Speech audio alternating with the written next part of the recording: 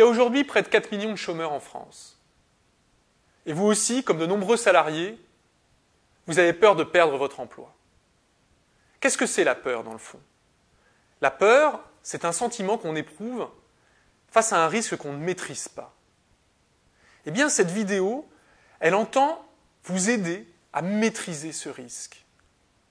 En vous faisant vous poser les bonnes questions, adopter les bonnes stratégies, eh bien, cette vidéo va vous permettre non seulement de conserver votre emploi, mais aussi d'obtenir des promotions et la reconnaissance de votre entreprise. Alors, avant de répondre à cette question, je voudrais tout d'abord vous présenter Orientaction. Orientaction, c'est un cabinet de conseil en évolution professionnelle qui accompagne des collaborateurs et des entreprises dans la gestion des carrières, et notamment dans la sécurisation des parcours professionnels. Alors, comment fait-on pour conserver son emploi en période de crise?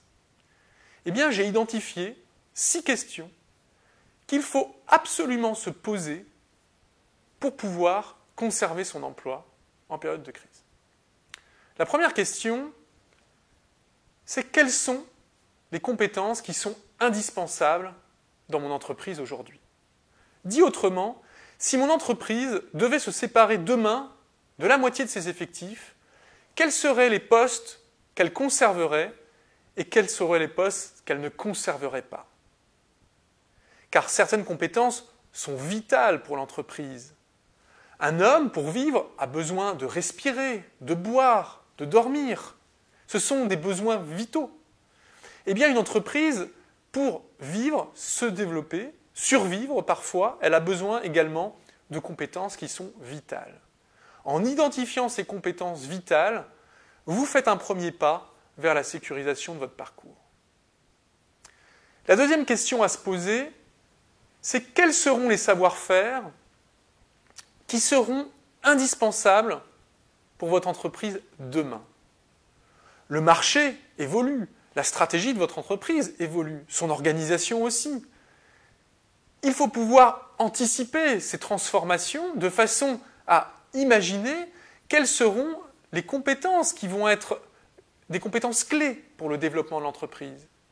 Imaginez une boutique de centre-ville qui, pour résister à la crise, se lance dans le e-commerce. Aura-t-elle besoin autant de vendeurs demain? Bien sûr que non.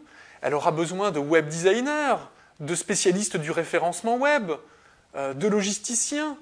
Mais de vendeurs, elle n'en aura plus besoin, ou en tout cas, ces fonctions seront beaucoup moins stratégiques demain, alors qu'elles le sont peut-être aujourd'hui.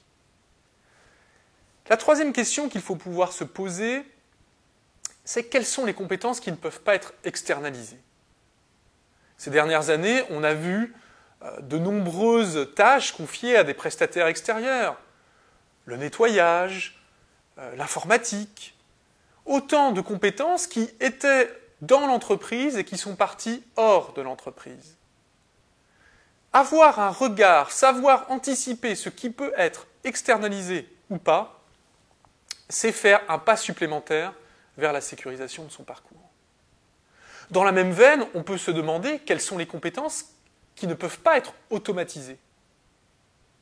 On croyait les robots réservés aux usines, les robots menaçant le travail des ouvriers. Mais les robots font leur arrivée dans les bureaux aujourd'hui. On voit des recruteurs remplacés par des algorithmes. On voit des vendeurs remplacés par des robots. On voit des caissières remplacées par des caisses automatiques. L'automatisation est en train de s'accélérer.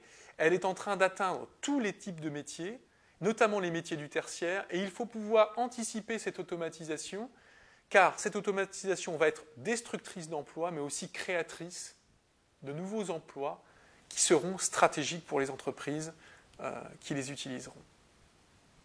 La cinquième question qu'il faut se poser, c'est quelles sont les compétences qui sont rares? Le diamant, l'or, les pierres précieuses, qu'est-ce qui leur donne leur valeur? Ce n'est pas leur beauté, c'est leur rareté. Eh bien, pour les compétences, cela marche de la même façon. Il y a certaines compétences dont les entreprises ont absolument besoin et que peu de personnes possèdent.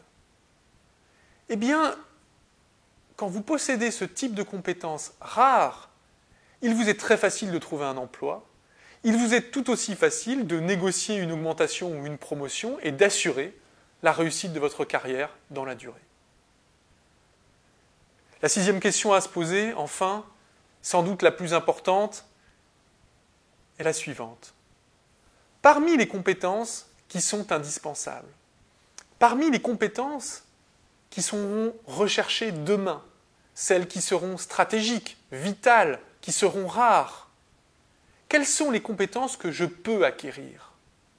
Par la formation, l'auto-formation, par la participation à des congrès, par mon investissement dans des projets internes ou dans des missions extérieures. Quels sont les savoir-faire que je peux développer aujourd'hui et qui vont me permettre d'être dans une position intéressante demain? C'est donc votre stratégie individuelle dont dépend votre avenir. Vous avez le pouvoir sur votre vie, vous avez le pouvoir de conserver votre emploi et de réussir votre carrière à condition de mettre en place aujourd'hui les actions nécessaires pour pouvoir réussir, anticiper et vous transformer pour être attractif. Alors évidemment, ce type de travail, vous pouvez le faire seul. Mais nous, ce qu'on vous propose à Orientation, c'est de le faire ensemble. Avec un consultant spécialisé, dans le cadre d'un bilan de compétences, on vous propose tout simplement de faire un point sur les compétences que vous possédez aujourd'hui et en fonction de vos objectifs individuels, de vos objectifs personnels, mais aussi de vos objectifs professionnels, eh bien de construire un plan de formation individualisé qui va vous permettre de développer vos compétences et de vous rendre indispensable dans l'avenir et donc de sécuriser votre parcours. Si vous êtes intéressé par ce travail, vital de mon point de vue, contactez l'un de nos centres Orientation en France, un consultant vous recevra gracieusement, écoutera vos objectifs, analysera votre situation, établira un diagnostic et puis pourra mettre en place ensuite un accompagnement pour pouvoir atteindre cet objectif, qui est de conserver son emploi et d'être le plus libre possible sur le plan professionnel en intégrant des postes qui nous plaisent, qui nous passionnent, dans lesquels on réussit et qui sont recherchés par les entreprises. Voilà, je vous dis à très bientôt. Merci de votre écoute.